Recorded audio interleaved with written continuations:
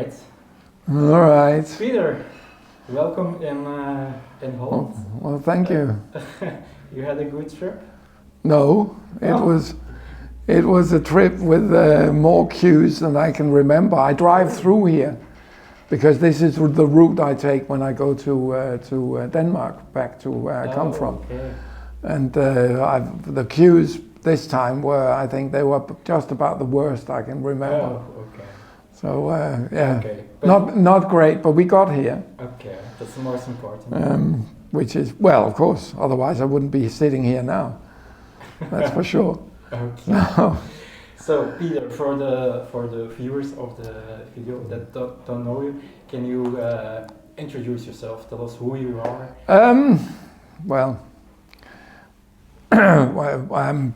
I'm Danish by birth. My name is Peter Qvortrup. I live in England and have lived in England. In November, this year, I would have lived in England for 40 years. So I'm 73, so that makes me more English than Danish. Whether that is the case or not, I don't know, but that seems to be the case. I have been in the audio industry since 1976, where I left a job as a shipping and as a broker for a large shipping company in Denmark. And I started as an importer into Denmark of smaller brands. And then I got a shop, which I still own, in 1979, called Audio Consult, which is now the distributor of AudioNote in Denmark and has been since we started. I left Denmark in April 1983 and moved most of my stuff to Britain, and then I moved on to the US and worked in the US for about 7 months. And then I decided I didn't really want to live there, so I moved back to Britain, and I've lived there ever since. One of the things that made me move out of Denmark was that I felt that the equipment that was available to me, that was newly produced, was not as good as some of the equipment that I'd come across from the 1950s and 60s. So I thought, well, maybe what I should do is really resurrect. Sorry, Peter. Yeah. Somebody just came in. So Okay. can you go a couple of sentences? Oh, you went back. Yeah. Well, I basically moved to Britain because I felt that the equipment I could buy, new equipment, newly manufactured equipment, wasn't as good as a lot of the older equipment I'd come across from the 1950s and 60s and earlier. I built up quite a large collection of 1930s, 40s and 50s loudspeakers, for example. And it became obvious to me that apart from the Snell acoustics, which I sold at the time, there really weren't any speakers that did what I would consider to say was justice to the musical intent of the recordings. And I think this is something that we're largely forgetting now. Is that because I really started as a record collector. I collect music, and I've collected music all my life. I need a bigger house. Between my music and my books, there's no room. I'm very interested in history of things, where things come from, and how they develop. I did for 2 years, and I broke the studies after 2 years. I studied economics, macroeconomics, and political science at Copenhagen University. We need to shut that down. Yeah, I don't know if that can be closed down. I think no. Just put something in front. Just put that in front.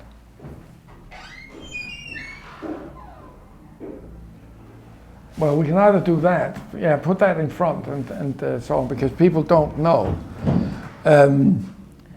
No, it.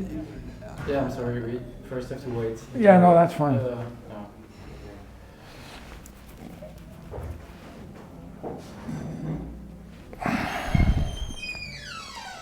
So Peter, I'm going to interrupt you here. No, that's fine. I know you can talk for hours, but we're making a quite easily. Yeah, a short video. Yeah. So it would be best if you can keep answers short. I'll try and keep them as short as I can. It's very difficult because I have this sort of way of my thought processes run in a certain direction depending on how things go.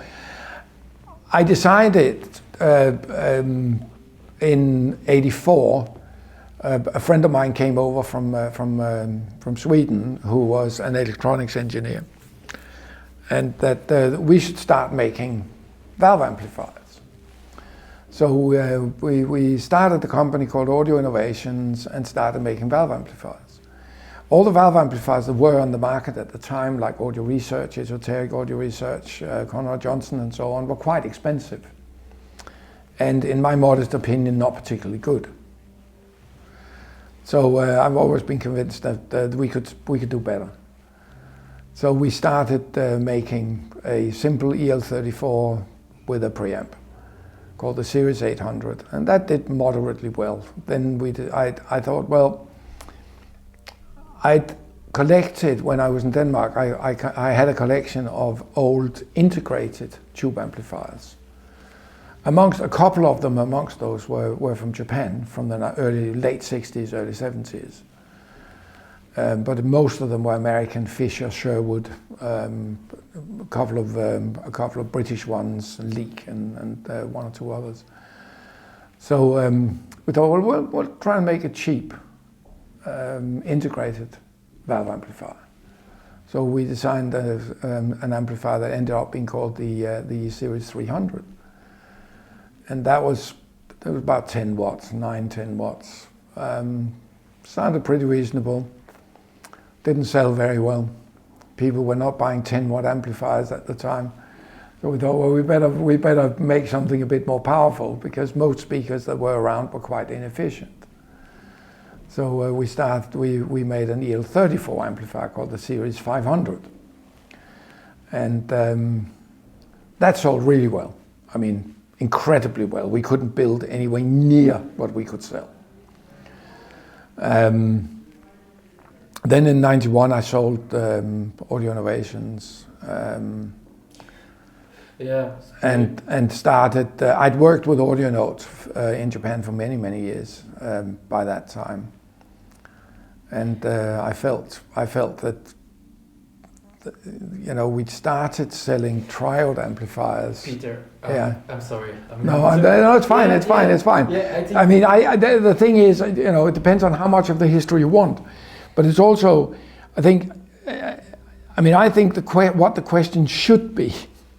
Not that I'm telling you your job, but it should be directed more at where are we now, because. It's very easy to, I can give you a very detailed breakdown of how we got here, but that will take 4 hours and you'll run out of memory space. Yeah, because actually the question was, can you just introduce yourself, and the thing we need is just by telling your name and say... I up to recently I owned Audio Note. I have transferred the ownership to my children, and they are going to carry on the company. Okay. Pretty much, hopefully, with the same spirit and the same kind of controversial way of doing things. Yeah. And where does Audio Note stand for? What is the philosophy in short? Well, the idea behind what I do, the name is not really that necessarily relevant, but the idea. What I do has always been that I see music as part of a human heritage. And I think that our heritage is very poorly served by the equipment that people buy. I think most of it misrepresents the way the music should sound. So, you know, and this is quite a substantial statement, but I'll qualify it a little bit. When you go to hi-fi shows or you go to hi-fi shops, nobody ever demonstrates anything with 78 transfers or with 78s themselves. What they do is they use these pristine recordings which are designed to make the equipment sound as good as you can.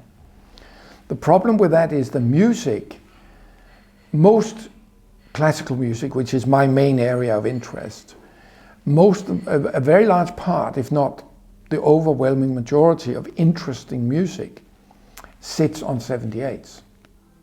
Some of the greatest artists, some of their performances, all of their performances in many cases, are on 78s. And an industry which professes to make equipment that's suitable for music, for that industry to ignore the most important part of the musical heritage, and that includes jazz and early blues and all sorts of other things, is kind of a contradiction, because it doesn't make any sense that here we are saying how much we love music, but we can't play that because it's cosmetically not perfect. There's too much noise. How does that invalidate the performance? I don't understand that. But that is the kind of idiocy that we've sort of convinced ourselves that makes sense. I can go on about the philosophy behind that quite a bit, but I think we have enough. I think our knife in the edit will be sharp, so we will cut out the most powerful parts. Can you tell us a little bit about where we are today? Tell us where it's also at a beautiful castle. Well, we have different. I don't know much about this place. I've never been here before, but it's pretty impressive. I mean, I've been to a lot of shops around the world, and this has got to be by far and away. I mean, this is like a temple to audio, and you know, to be part of that it's not bad at all. I have to say, I'm impressed. I really am. Yeah. There's a nice vision here, you know, and I think if more people could be convinced to buy better equipment and listen to music, then our lives would probably be better. Yeah. No, not probably. There were also a lot of people today that heard the products, of course. What were the reaction, their impressions? Well, we generally get positive, you know. I mean, I'm arrogant enough to think that what we do is better than anything else. I mean, we are the only manufacturer in the world that makes pretty much all the parts that we use. Nobody else does that. So we go into enormous detail to make sure that things are, that we, what should we say, optimize every aspect in this, with the end goal of producing products that do more justice to whatever music you play. And it doesn't matter whether you're playing thrash metal or you like 1950s vocal music. The system has to be able to do a good job with both and everything else.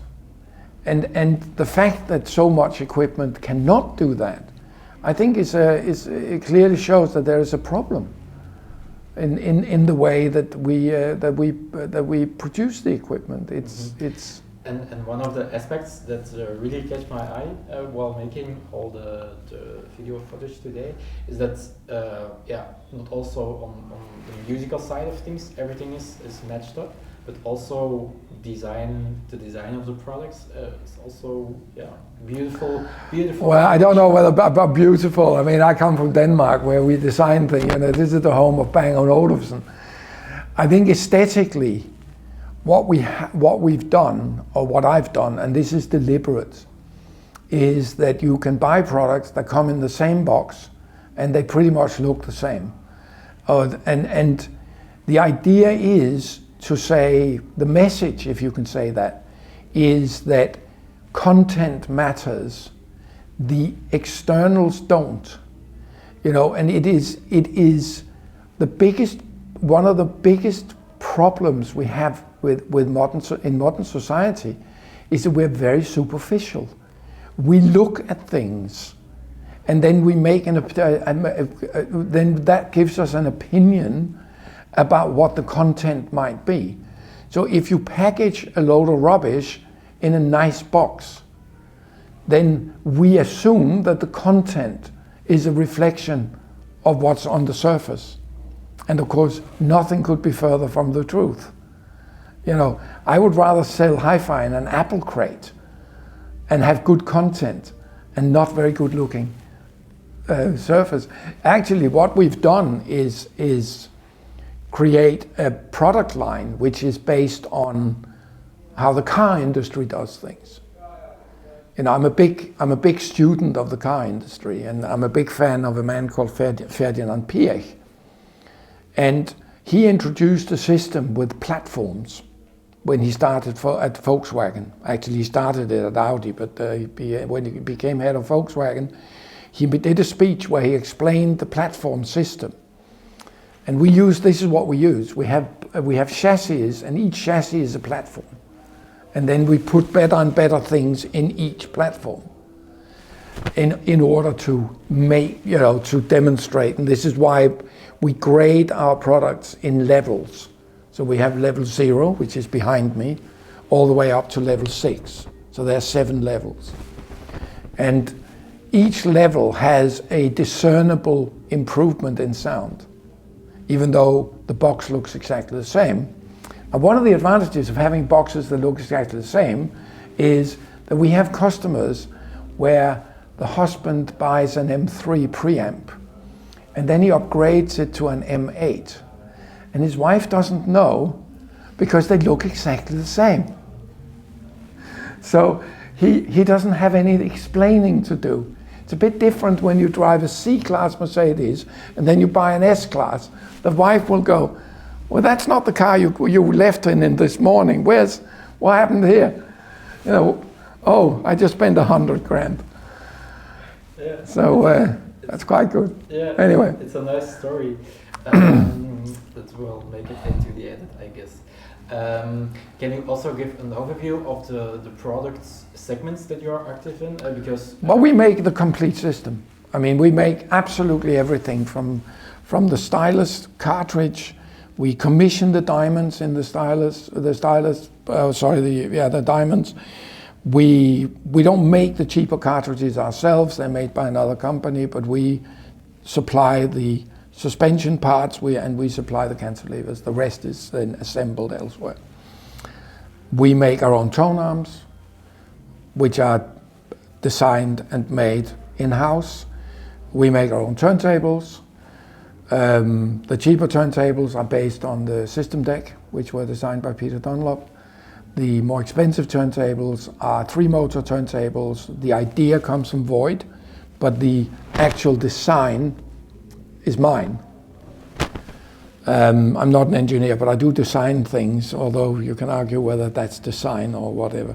But anyway, we make our own moving coil transformers in-house. We make our own preamps in-house. Everything is made in-house. We have control of every single aspect. So if you don't like the sound of an audio note system, I cannot hide behind, oh, well, maybe I chose the wrong brand of speaker cable. I made the speaker cable as well. In fact, I designed it. We made the power amps. We designed we made the speakers. We didn't design the speakers. We reverse engineered the Snell speakers, and then we have incrementally improved materials and processes. But the basic design is still a Snell speaker, and I always give credit to Peter Snell in that regard, because I see that as being an important part of how we got to where we are. Yeah, and I think that's a big advantage AudioNaut has when you consider the competition. Let's put it that way. The thing I wanted to know, like you make all the stuff you put in the devices, etc. You make it yourself, But can you set the focus on certain aspects that you keep in mind when, because you make individual products? I mean, basically the idea is that, and this goes back to the article that was written, I co-wrote with my friend Leonard, which is called "Are You on the Road to Audio Hell?" We basically use a system, and we have done for many, many years, where we, instead of using reference recordings, I mean, we do that as well, but we don't use that as the sole way of listening. Now, what is a reference recording? What a reference recording implies is that you know what's on the recording. And therefore, when you listen to it, you know whether the system is doing more or less of what you know is on the recording. No, you do not know what is on the recording. Even if you were at the recording session, you don't know what the microphones picked up. You don't know how much contamination happened between the microphone amplifier, and the recording desk. You don't know what happened there. You don't know what happened in the recording desk. So whilst you may have an idea of what was there, you do not know. Well, our contention is that every single record must have an individual character. And that individual character will be revealed by equipment that does not add any sound of its own. If it adds sound of its own, then it will homogenize the sound of different records, and that will make them less different. Individualized is maybe a better word for it. So the idea has always been that we'll take 5 or 10 random records, and then we'll listen to them, and then we'll make a judgment as to whether we think that this piece of equipment or that, with this prototype or that prototype, does a better job of making these records sound like an individual event. The music's not relevant. It can be a good recording or a bad recording. It doesn't make any difference. What we did notice, though, early on when we started using CDs as part of this process, is that it's much, much harder to hear the difference on goes back 30 years. It's much harder to hear the difference when you're using a CD than when you're using analog. And that, of course, then begs the question at the time, what is it CD has lost compared to the same recording on record? And that's a different conversation. But I think it's important to understand that records, yes, you can have records with the same music, and you can recognize the music, and you know who the performer is, and you can do all these things. But this individualization of the content is something that is independent of the music. It's something else. It's something that comes from the recording and the other processes that are used creating the record in the first place. And therefore, that has always been one of the main guiding principle when we do listening. Now, I think I can say with some certainty that a lot of manufacturers do not listen to their products as part of the design process. And I think that's an enormous weakness, which may also explain why so many companies have a Mark II and a Mark III and a Mark V and a Mark IX and a Mark whatever over a period of 3, 4, 5 years, all of which degrades the value of the original and the subsequent sort of revisions of the same product. Yeah. Okay. I'm going to interrupt you here. Yeah, that's fine. Because we already have what we need. I think I have some more questions, and then we will round up because we will also do an interview with you, and you will highlight it from a different way maybe. Well, Darko is much more technical than I am. I mean, he is one of the two main development engineers. Yeah, but I think you should do the interview in Croatian, actually. I think that would be perfect because nobody would understand what you say and then you can talk complete rubbish. Okay, so Peter, final two questions. For the viewers that didn't listen before to an audio note system, how would you convince them to go and listen to a dealer, to a store? What would be the ultimate point? Well, that's a very good question. I mean, I think the way I always put it, and always have done, both to the engineers that have worked for me over the years, and to the people that work in sales, is we don't really sell equipment. People buy it. When they hear it, they hear something that speaks to them in a different voice to how other equipment sounds. So they choose to buy it. We don't really sell it. Because selling implies that you are making an effort to get people, convince people about something.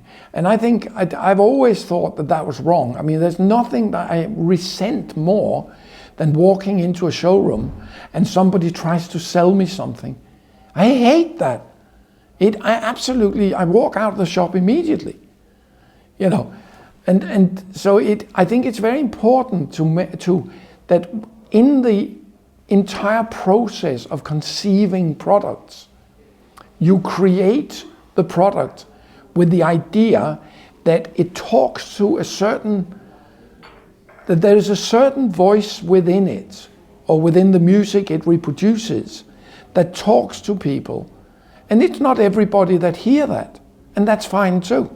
You know, I don't want to be Sony. I'm perfectly happy to have a company that's the size it is now. In fact, I think it's too big if you ask me, but never mind. But I think it's very important that people buy it because they hear something they like, and something that, allows them to explore music. Both the music they know and the music they may not know, in a way that allows a kind of expansion of their experience.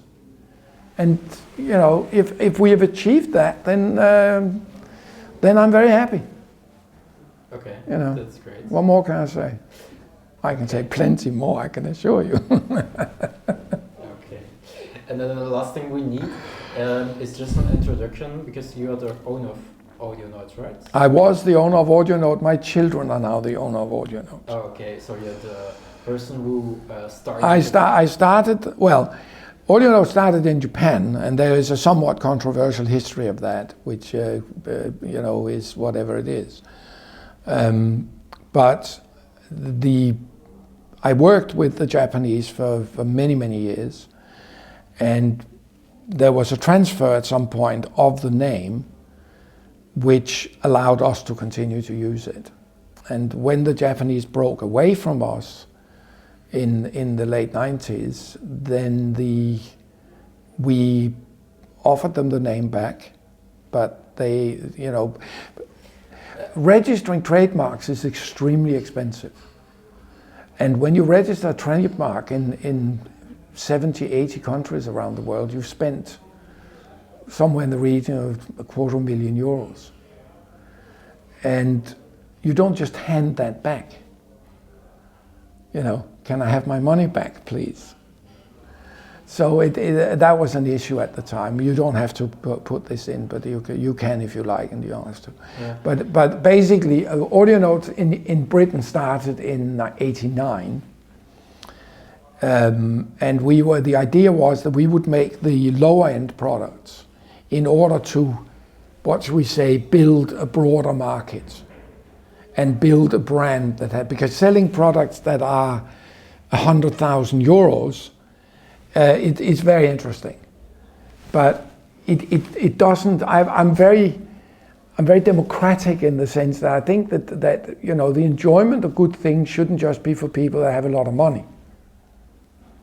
I think the enjoyment of good things should be something we all at least can aspire to within a reasonable price range that we can afford. That's proven to be more difficult than you think, but okay. That's just the way. Okay. That's the way economics work. Okay. But Peter, the thing we need is that you say, "Hi, I'm Peter from Audionaut. I'm the brains." Yeah, or how you? Like not the brains. I'm well. How what? What? In one way I am, but in another way I'm not. I mean, I am well. Yeah. I am. Yeah. Well, I'll do the intro if you like. Yeah. Hi. It's okay. Take your time. I'm very. I don't like having focus on myself. I really don't. I get very self-conscious. Hi. I'm Peter from Audionaut, and I started the company, and the direction the company has taken is largely my, what shall we say, my ideas about how music should be reproduced. Okay. And there's a long explanation to that, which you may or may not hear in the rest of the interview. Okay. And then it would also be nice if you could say, like today we're at Stasse. Yeah. We have an event with a lot of people, different rooms. I mean, no, I think today we are at Stassens, and the reason I come over for this, I haven't been here before, is that I keep being told what an amazing venue it is, and they were not lying. It is an amazing venue.